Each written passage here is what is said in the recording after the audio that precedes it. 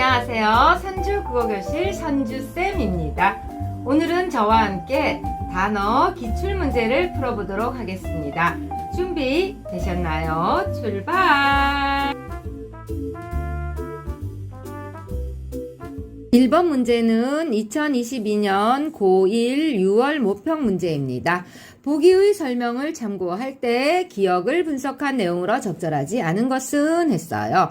보기를 먼저 보겠습니다. 형태소란 뜻을 가진 가장 작은 말의 단위이다 라고 형태소의 개념을 정의해 주었어요. 그런 다음에 혹시 부족할까봐 여러분에게 추가 설명을 또 주고 있네요. 어떻게? 가장 작은 말의 단위라는 것은 더 이상 나눌 수 없으며 더 나눌 경우 원래의 뜻이 사라지는 것을 말한다 라고 추가 설명까지 주었어요. 이 설명을 바탕으로 기억의 문장을 분석해 보도록 하겠습니다. 우리 아기만 맨발로 잔디밭에서 놀았다 라는 문장이 있는데요. 먼저 우리라는 단어를 보세요. 딱 봤을 때는 우와 리라는 음절로 나누어지는 것처럼 보입니다. 하지만 나누어진 우와 리가 우리라는 단어와 아무런 연관성이 없어요. 그렇기 때문에 우리라는 단어는 하나의 형태소로 이루어져 있다. 이렇게 봐야 돼요. 그 다음 아기만 할 때 아기. 얘도 아와 기로 나누어지는 것처럼 보이지만 나누어진 아나 기가 아기라는 단어와는 아무런 관련성이 없어요. 그렇기 때문에 아기도 어때요? 하나의 형태소가 되겠죠. 만, 아기만 할 때의 만. 이 자리는 원래 주격조사 이나 가가 와야 할 자리예요. 우리 아기가 맨발로 잔디밭에서 놀았다라는 문장이죠. 그런데 주격조사 이 가가 생략되고 그 자리에 누가 앉은 거예요? 보조사만이 앉았어요. 보조사는 앞말에 자격을 부여하지는 못하지만 의미를 보조하는 역할을 한다고 했었던 거 기억나시나요? 그래서 우리 아기가 맨발로 잔디밭에서 놀았다라고 할 때와 우리 아기만 맨발로 잔디밭에서 놀았다 할 때 의미가 약간 달라지죠. 주된 내용은 달라지는 게 없지만 다른 아기들은 안 그렇고 우리 아기만 맨발로 잔디밭에서 놀았다가 되는 거니까요. 도가 앉을 때도 마찬가지예요. 우리 아기도 맨발로 하면은 다른 아기도 잔디밭에서 맨발로 놀았고 우리 아기까지 거기서 노는 게 되니까 의미를 보조해 주죠. 이런 역할을 하는 애들이 보조사예요. 형식적인 의미를 가지고 있으니까 하나의 형태소가 되겠죠. 다음은 맨발입니다. 맨발은 맨과 발로 쪼개지는데 이때 발은 중심 의미이기 때문에 어근이 되고요. 맨은요. 발은 발인데 어떤 발이에요? 맨발이에요. 그래서 얘는 홀로 쓰일 수 없어요. 얘는 뭐가 돼요? 접두사가 되는 거예요. 접사 중에서 앞에 있으니까 접두사가 되는 거예요. 맨발은 두 개의 형태소가 되겠네요. 그렇죠? 그 다음에 우리 아기가 잔디밭에서 놀았는데 어떻게 놀았어요? 맨발로 놀았어요. 맨발로가 꾸며주는 것은 놀았다를 꾸며줘요.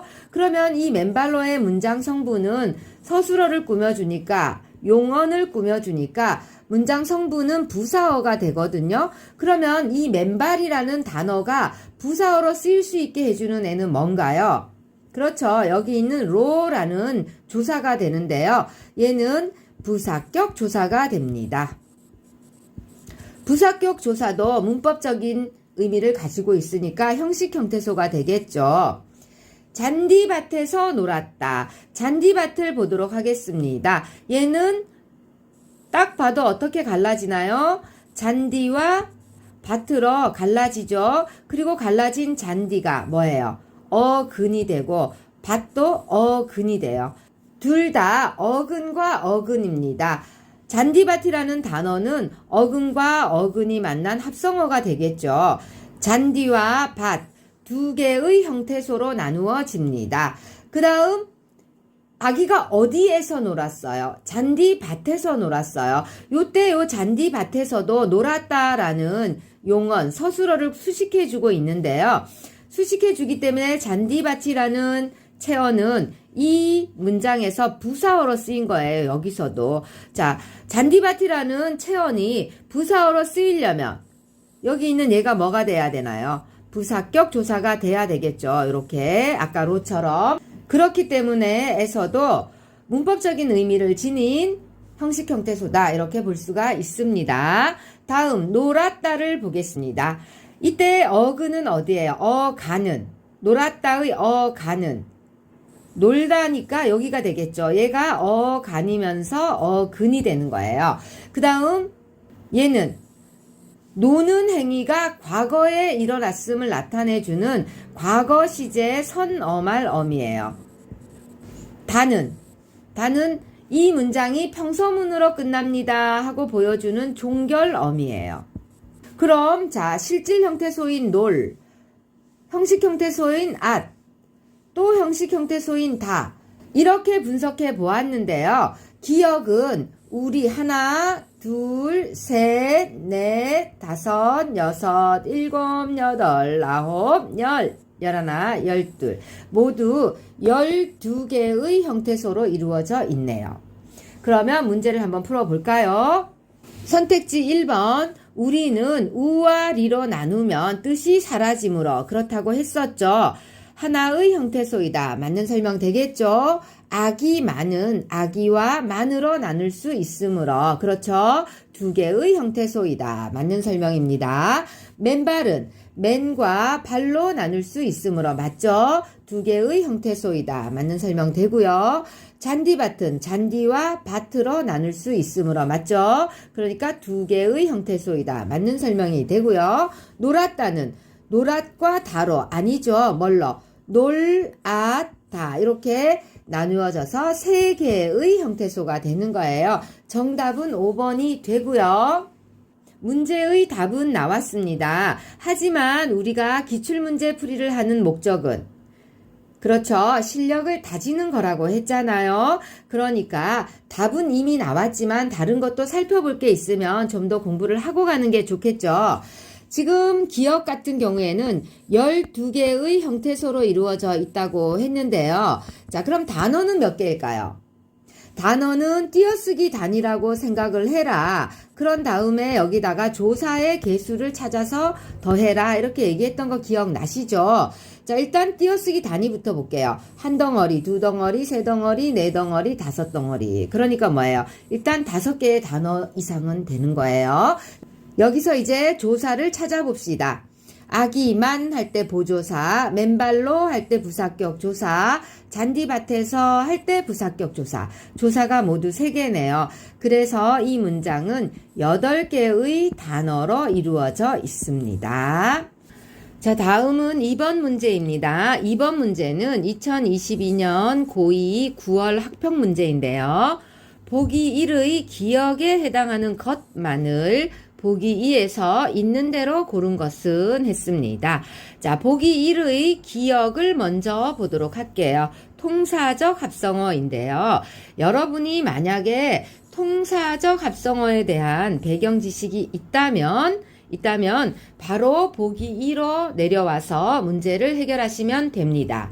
하지만 여러분이 통사적 합성어가 무엇인지, 비통사적 합성어가 무엇인지 정확하게 알고 있지 못하다면 보기 2를 읽어보고 가는 게 맞겠죠. 같이 한번 읽어보도록 할게요. 합성어는, 자, 합성어에 대해서 한번 생각해 봅시다. 단어는 단위어와 복합어로 나눌 수 있는데, 자, 복합어는 다시 합성어와 파생어로 나뉜다고 말했었죠. 이때 단일어는 하나의 어근으로 이루어진 말이 되고요. 합성어는 어근과 어근이 결합하여 새로운 단어를 만들어내는 것이고요. 파생어는요. 접사와 어근으로 구성되어서 단어를 만드는 거라고 말했던 거 기억나시죠? 자, 합성어는 명사와 명사의 결합, 용언의 관형사형과 명사의 결합, 부사와 용언의 결합처럼 처럼이 나왔어요. 처럼이 나오면 앞에 있는 얘네들이 다른 무언가의 예가 된다는 얘기예요.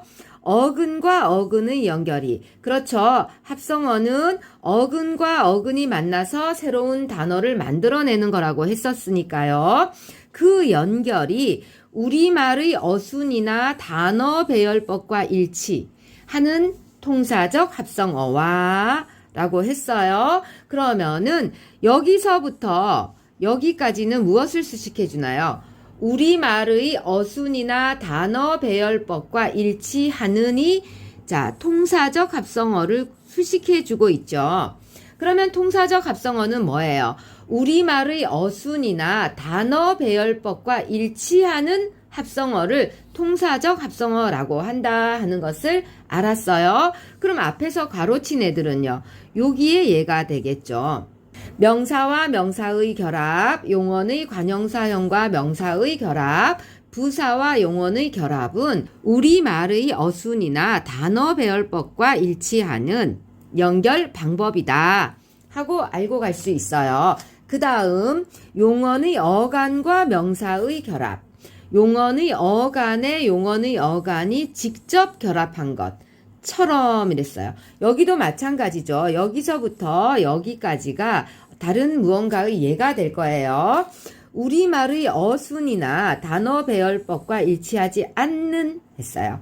자, 지금 가로친 것은 여기에 예가 되겠죠. 그리고 여기 우리말의 어순이나 단어 배열법과 일치하지 않는까지가 무엇을 꾸며주고 있나요? 비통사적 합성어를 꾸며주고 있죠. 그러니까 우리말의 어순이나 단어 배열법과 일치하지 않는 합성어는 아하, 비통사적 합성어라고 하는구나 하는 것을 지금 배웠습니다. 그럼 보기 1을 바탕으로 보기 2의 예문들을 분석해 보기로 하겠습니다.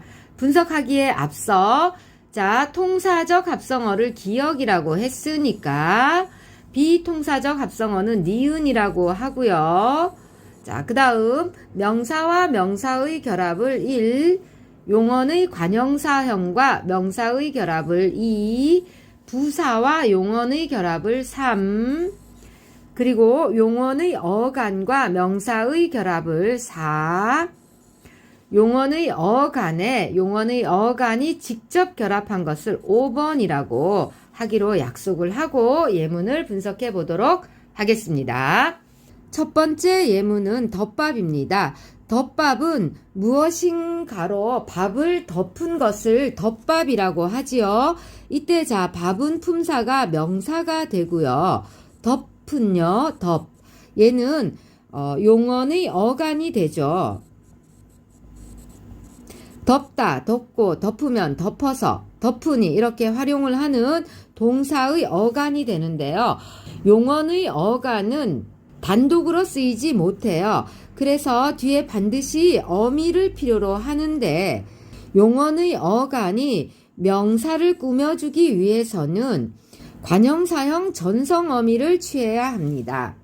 이렇게 용언의 어간이 관형사형 전성어미를 취한 것을 용언의 관형사형이라고 말합니다. 용언이 관형사형을 취해서 밥을 수식해주고 있다면 얘는 통사적 합성어가 되는데 자, 이 경우는 덮밥 같은 경우는 어떤가요? 용언의 어간이 직접 밥이라는 명사를 수식해주고 있어요. 그러니까 얘는 비통사적 합성어가 되겠죠. 우리말 어순이나 단어 배열법과 일치하지 않는 방법으로 어근과 어근이 연결된 거예요. 1, 2, 3, 4, 5 중에는 4번에 해당하겠네요. 그쵸? 다음은 돌다리를 살펴보겠습니다. 이 경우는 딱 보아도 돌과 다리로 나누어지죠. 자, 돌도 명사이고 다리도 명사예요. 1, 2, 3, 4, 5 중에 몇 번이 되나요? 1번에 해당하겠죠. 우리말 어순이나 단어 배열법과 일치하는 통사적 합성어가 되니까 기억에 해당됩니다. 다음은 하얀색을 보겠습니다. 색은 명사죠. 하얀은 하얗다라는 기본형을 가지고 있는 용언이죠. 용언 중에서도 뭐예요? 성질이나 상태를 나타내는 말이니까 형용사가 되는데 하얗다가 지금 니은이라는 관형사형 전성어미를 취했어요. 그럼 얘는 뭐라고 불러요? 용언의 관형사형이라고 부를 수가 있겠죠. 용언의 관형사형이 지금 명사를 수식해주는 구성이에요. 우리말 어순이나 단어 배열법에 일치하는 통사적 합성어가 되겠죠. 기역에 해당하고 2번에 해당하는 예문이 되겠네요. 다음은 노푸르다를 보겠습니다. 높다라는 어근과 푸르다라는 어근이 만난 것을 확인할 수 있는데요. 이때의 두 어근은 모두 어간이죠. 어간과 어간이 만난 것을 확인할 수 있는데요. 우리말 어순이나 단어 배열법에서는요, 어간과 어간이 직접 만나는 일이 일반적이지는 않아요. 어간과 어근이 만날 때는 요 사이에 반드시 연결어미가 끼기 마련인데요. 이 경우에는 지금 연결어미가 없습니다. 그렇기 때문에 노푸르다는 우리말 어순이나 단어 배열법과 일치하지 않는 비통사적 합성어라고 볼 수 있겠죠. 니은의 예에 해당되고요. 4번과 5번 중에는 어디에 해당되나요? 그렇죠. 5번의 예에 해당되겠네요. 다음은 잘생기다를 보겠습니다. 생기긴 생겼는데 어떻게 생겼어요? 잘 생긴 거예요. 잘이 생기다를 수식하는 구성을 보이고 있는데요. 생기다는 용언이죠. 용언이고, 자, 잘은요. 이런 용언을 수식해주고 있으니까 부사가 되겠죠. 부사가 용언을 수식하는 것은 우리말 어순이나 단어 배열법에서 매우 일반적인 경우에 해당되니까 통사적 합성어예요. 기역에 해당되겠죠. 그러면 1, 2, 3 중에는 어디에 해당하나요? 3번에 해당되겠죠. 문제는 기역에 해당하는 것만을 골라라 했으니까 돌다리와 하얀색 그리고 잘생기다 이렇게 세 단어가 통사적 합성어에 해당되겠네요. 선택지를 보시면 4번이 답이 되겠죠. 3번 문제는 2022년 고3 10월 학평 문제입니다. 보기의 복합어를 분류 과정에 따라 분류할 때 기역과 니은에 들어갈 말을 바르게 짝지은 것은 했는데 먼저 보기의 복합어를 분류 과정에 따라 분류를 해 보도록 하겠습니다. 그 전에 복합어는 어떻게 나뉜다고 했었어요?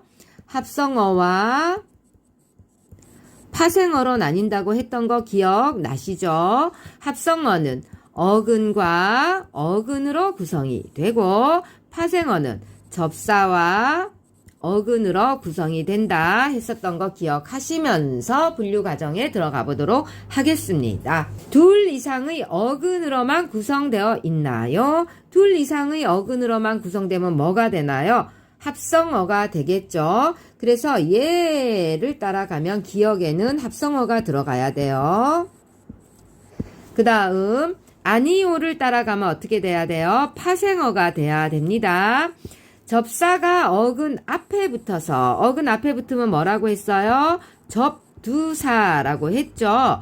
접두사의 경우에 특정한 뜻을 더하거나 제한해 주는 것. 요것은 한정적 접사라고 얘기를 했었죠. 예 하고 따라가 보면은 여기를 우리 편의상 디귿이라고 해 볼게요. 여기에는 접두 파생어가 들어가야 돼요. 디귿에는.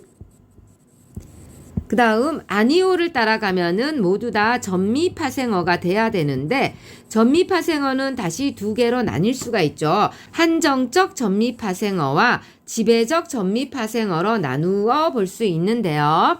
접사가 어근의 뒤에 붙어서 뒤에 붙으면 모두 전미 파생어예요. 어근의 품사를 바꾸어 주나요? 네 하고 갔어요. 여기는 뭐예요? 지배적 전미 파생어가 되겠죠. 아니오를 따라가면 여기는 한정적 전미 파생어가 될 거예요. 이곳은 우리 편의상 리을이라고 해 보겠습니다. 헛수고에서는 수고가 중심 의미가 되겠죠. 어근입니다. 그럼 앞에 있는 헛은요. 접두사가 되겠죠. 얘는 디귿에 해당되네요. 디귿. 그 다음 어느새. 어느새는 어느와 새가 결합을 했는데 어느도 어근이고 새도 어근입니다. 새는 사이의 준말이거든요. 그러니까 어근과 어근이 결합한 합성어의 예가 돼요. 기억이 되겠죠. 그 다음 톱질. 톱질에서의 중심 의미는 톱이 되겠죠. 그럼 질은 어떤 행위를 가리키는 접미사가 되겠죠. 그래서 톱질 같은 경우는 얘가 전미파생어예요. 전미파생어 중에서도 품사를 바꾸어 주는 건 아니니까 리을에 해당되겠네요. 마음껏 같은 경우는요. 중심 의미가 마음이죠. 여기가 어근이 되고요. 뒤에 오는 것이 접사가 되는데 뒤에 오니까 전미사가 되겠죠. 자, 이 경우를 잘 보면은 마음은 명사입니다. 마음은 명사인데 것이 붙음으로 인해서 마음껏 하고 부사로 파생이 되었어요. 마음껏 놀다, 마음껏 일하다, 마음껏 공부하다처럼 마음껏이 용언을 수식해 줄 수 있는 부사인 거예요.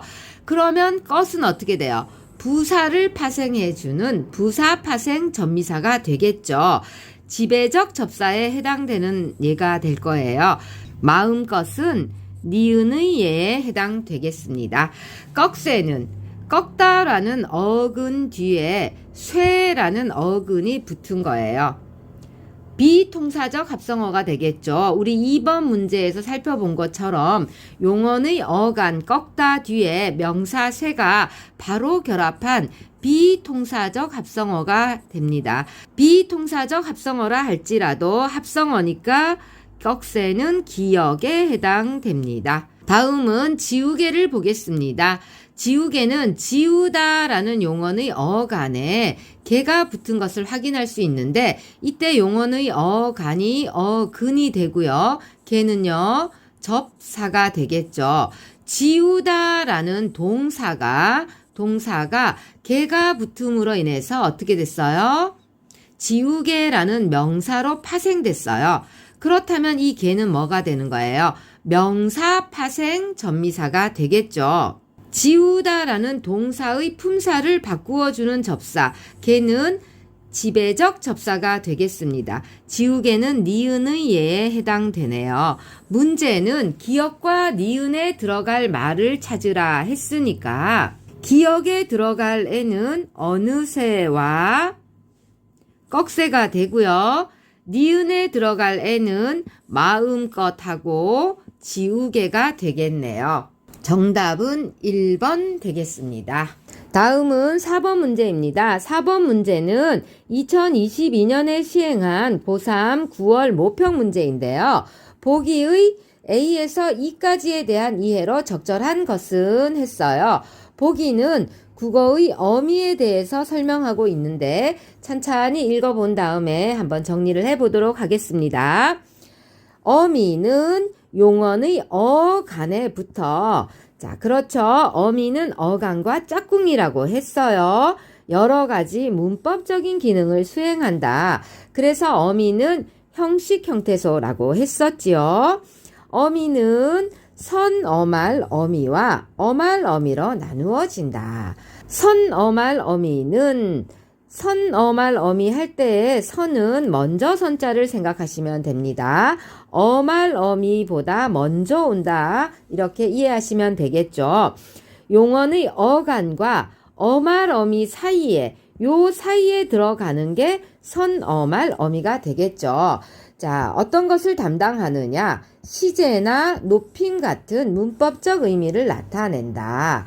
선어말 어미는 하나 혹은 둘 이상이 쓰일 수도 있고 아예 쓰이지 않을 수도 있다. 한편 어말 어미에는 종결 어미, 연결 어미, 전성 어미가 있다. 어말 어미는 선어말 어미와 달리 하나만 붙고 반드시 있어야 한다. 그렇죠. 말이기 때문에 단어의 끝에 오는 어미이기 때문에 반드시 있어야 합니다. 지금 살펴본 보기의 내용을 다시 한번 정리를 하면 용어는 어간과 어미로 구성이 되는데 어미에 해당하는 부분은 선어말 어미와 어말 어미로 나눌 수가 있어요. 선어말 어미는 어간과 어말 어미 사이에 들어가는 어미를 말하는 거예요. 선어말 어미. 그래서 지금 보기에서 살펴본 것처럼 얘들은 시제나 높임과 같은 문법적 의미를 나타내는데 하나가 쓰일 수도 있고 둘 이상이 쓰일 수도 있고 안 쓰여도 상관없는 거예요. 얘는. 그런데 어말 어미는 어떻다고 했어요? 어말 단어의 끝에 오는 어미이기 때문에 반드시 있어야 되고 하나만 쓰여요. 어말 어미에는 종결어미, 연결어미, 전성어미가 있어요. 종결어미는 평서형 종결어미, 의문형 종결어미, 청유형 종결어미, 명령형 종결어미 같은 걸로 나눌 수 있고요. 연결어미는 단어와 단어, 문장과 문장을 연결해주는 어미를 말해요. 전성어미는 명사형 전성어미, 명사형 전성어미가 붙으면 어떻게 돼요? 명사처럼 그 용언을 대우해 주는 거예요. 관형사형 전성어미가 쓰이면 관형사처럼 용언을 대우해 주는 거죠. 부사형 전성어미가 쓰이면 부사처럼 그 용언을 대우해 주는 거예요. 이제 A에서 E까지를 분석해 보도록 하겠습니다. 첫 번째 문장은 머무시는 동안 즐거우셨길 바랍니다 인데요. 이 문장에서 서술어는 그렇죠. 바랍니다가 서술어가 됩니다. 무엇을 바라나요? 즐거우셨길 바라는 거예요. 그럼 A에 해당하는 즐거우셨길은 서술어의 대상이니까 이 문장에서 무엇이 되나요? 목적어로 기능하고 있지요. 자, 즐거우셨길의 형태소를 분석해 보면요. 즐거우시었기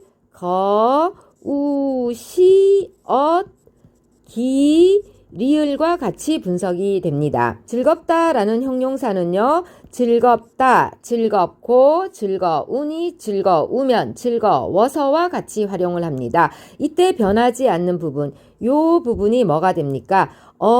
간 부분이 되겠죠. 그럼 나머지 이 뒷부분은 어미가 되겠죠. 어미. 그런데 용언에 해당하는 형용사가 이 문장에서 지금 목적어로 쓰였어요. 용언이 목적어로 쓰이기 위해서는 어떤 어말 어미를 사용해야 한다고 했었나요? 그렇죠. 명사형 전성어미를 취하면 용언은 체언처럼 쓰일 수 있다고 했어요. 이 문장에서도 즐겁다라는 용언이 체언처럼 쓰였기 때문에 목적격 조사인 리을을 취할 수 있게 된 거예요. 그렇다면 A에서 명사형 전성어미는 그렇죠. 여기 있는 기가 어말 어미이면서 어말 어미 중에서도 명사형 전성어미가 되겠죠. 그럼 나머지 요 앞에 있는 얘네들은 뭐가 되나요? 모두 선어말 어미가 되겠죠. 시는 즐겁다의 주체를 높이는 주체 높임 선어말 어미가 되고요. 엇은 즐거운 일이 과거에 있었다는 것을 나타내주는 과거 시제 선어말 어미가 됩니다. 다음 문장도 분석해 보도록 할까요? 이 부분에서 물이 샜을 가능성이 높다라는 문장이에요. 자, 어떤 가능성이 높아요? 물이 샜을 가능성이 높아요. B에 해당하는 이 샜을이 가능성이라는 명사를 꾸며주고 있어요. 그러면은 샜을의 문장 성분은 뭐가 되나요? 체언을 꾸며주는 문장 성분은 관형어예요. 여기서도 B의 형태소를 한번 분석해 보겠습니다.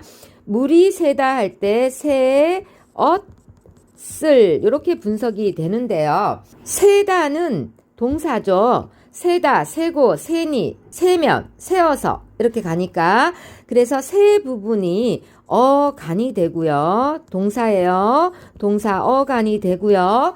동사는 용언이잖아요. 이 용언이 지금 관형어로 쓰였어요.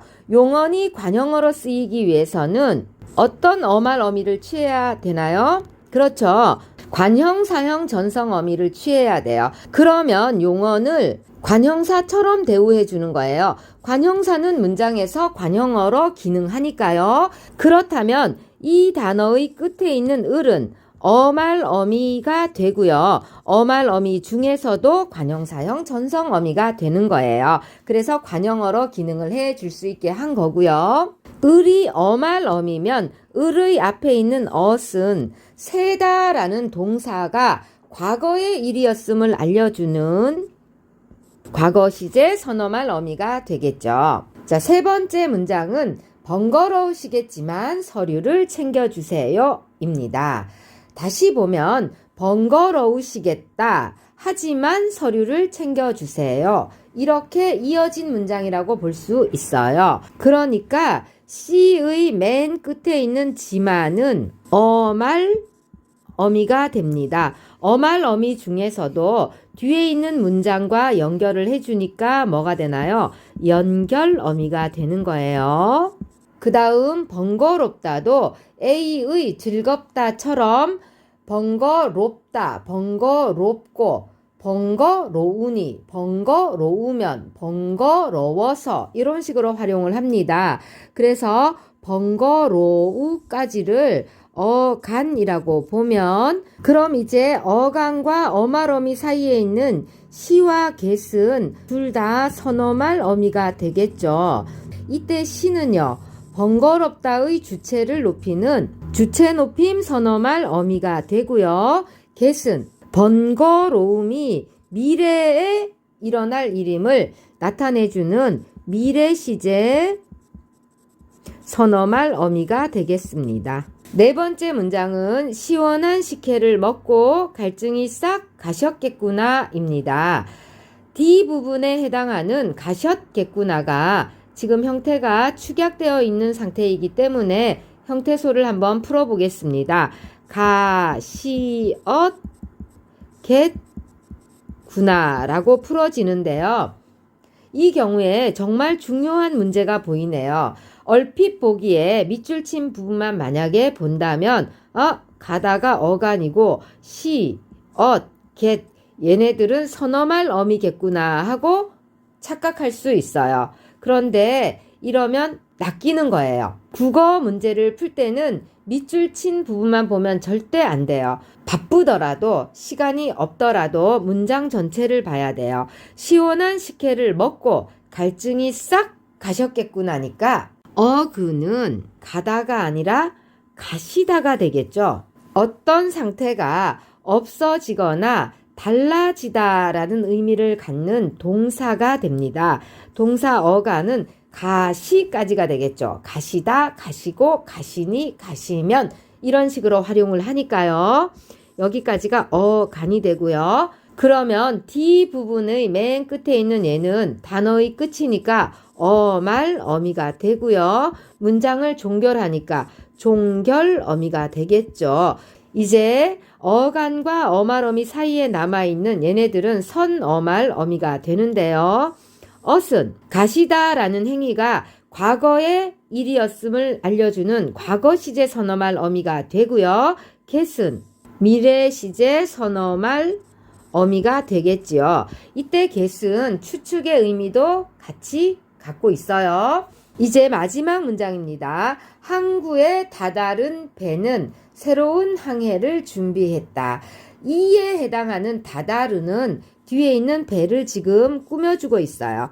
배를 수식해 주니까 다다른의 문장 성분은 체온을 수식해 주니까 관형어가 되겠죠. 다다른의 형태소를 분석하면 다다르, 니은과 같이 분석이 되는데요. 이때 어가는 다다르다, 다다르고, 다다르니, 다다르면 어디까지가 어간이에요? 그렇죠. 다다르까지가 어간이 되면 뒤에 있는 니은은 뭐가 돼요? 단어 끝이니까 어말 어미가 되는데 어말 어미 중에서도 다다르다라는 용언이 관형어로 기능할 수 있게 해주는 어말 어미가 되겠죠. 그럼 이때 어말 어미는 뭐예요? 관형사형 전성 어미가 되겠죠.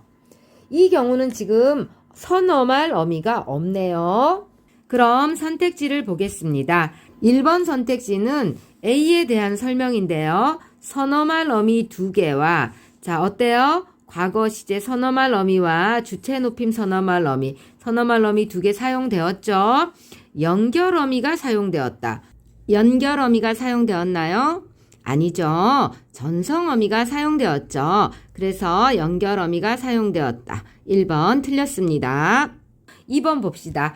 2번은 비와 관련됐는데요. 선어말 어미 없이 이랬는데 선어말 어미가 있죠. 뭐가 있어요? 과거 시제 선어말 어미가 있어요. 그래서 여기 틀렸고요. 전성어미가 사용되었다. 전성어미 사용되었죠. 뭐요? 관형사형 전성어미가 사용되었어요. 그 다음 C, 선어말 어미 3개와 선어말 어미가 몇 개 사용되었어요? 미래시제 선어말 어미와 주체높임 선어말 어미 2개가 사용되었으니까 여기 틀렸어요. 연결어미가 사용되었다. 연결어미는 어때요? 맞죠? 그러니까 이 3번 선택지도 잘못된 거예요. 4번 D, 선어말 어미 2개와 선어말 어미 어때요? 미래시제 선어말 어미와 과거시제 선어말 어미 2개 사용된 거 맞고요. 종결어미.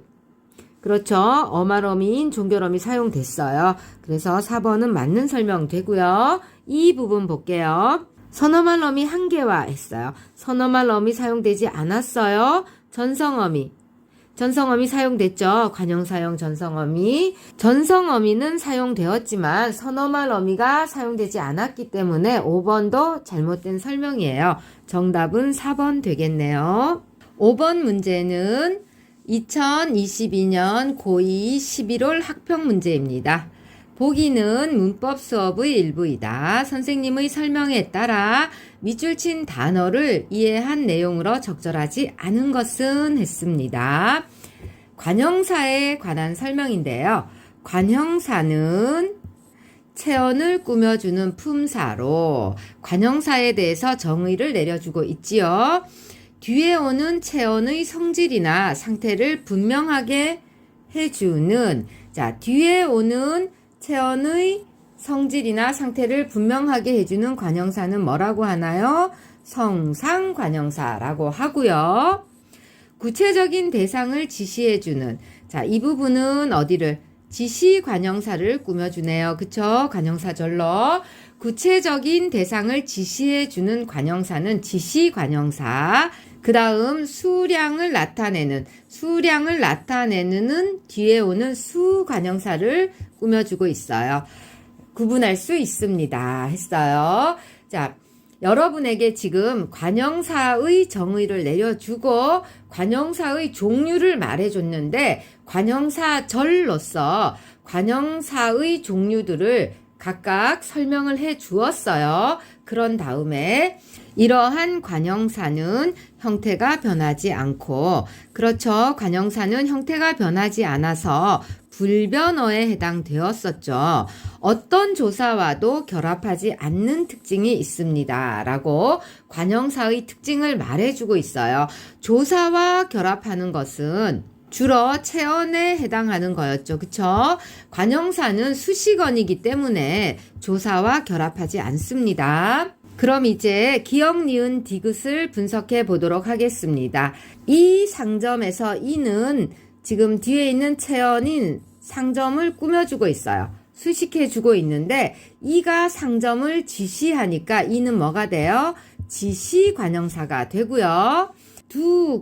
두가 곳을 수식해주고 있어요. 관형사죠. 수와 관련되니까 수관형사가 되겠죠. 헌 물건을 판다. 어떤 물건? 헌 물건이에요. 물건을 꾸며주니까 관형사고요. 자, 상태를 나타내니까 성상관형사가 되겠죠. 그 다음 우리 5이 새로 산 구슬을 나누어 가지자 할 때 5 같은 경우는 수를 나타내고는 있지만 조사를 취했죠. 그렇기 때문에 이때 5은 관형사가 아니라 체언에 해당되겠죠. 체언 중에서 수와 관련된 체언은 뭐가 있어요? 수사가 있었죠. 수사가 됩니다. 새로 산 구슬을 나누어 가지자 이랬어요. 세로가 뭘 꾸며줘요? 산을 꾸며줘요. 산은 사다라는 동사의 관형사형이에요. 그래서 산이 구슬을 꾸며주고 있어요. 관형어로 쓰였는데요. 이때 세로는요, 사다라는 동사를 꾸며주기 때문에 품사가 부사가 됩니다.